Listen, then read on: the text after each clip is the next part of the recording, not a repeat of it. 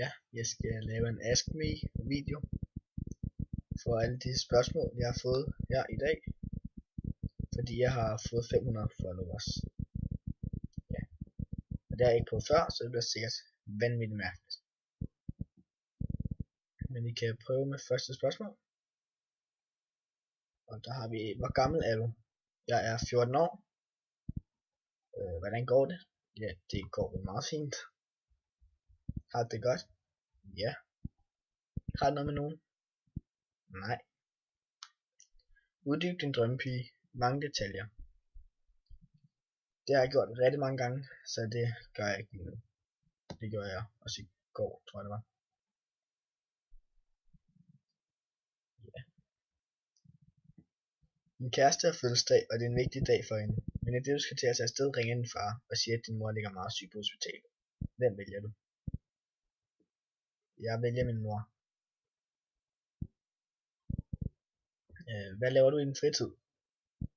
Jeg spiller meget fodbold, og det er vel mest det. Og så vandt jeg den her i går, og spiller i FIF, hvis man kunne se hvad der stod. Ja. Og næste spørgsmål. Hvor gode venner er dig og Ida? Vi er rigtig gode venner. Så hvor lang tid har du kendt Ida?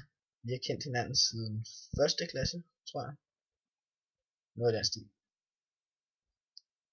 Ja, jeg er sikkert syg i hovedet, sidder og snakker med mig selv på en video. Beskriv en drømmepige. Det gør jeg ikke nu. Det har jeg gjort før. Hvordan der kysser du godt? Det ved jeg ikke. Jeg har ikke kysset mig selv.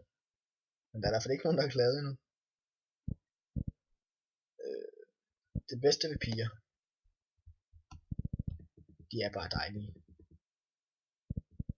Det værste ved piger.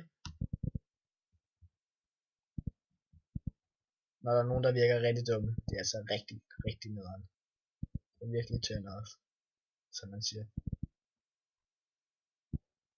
Og hvis der er nogen, der kan høre mig nu, tror de jeg er sindssyg. Det er altid godt.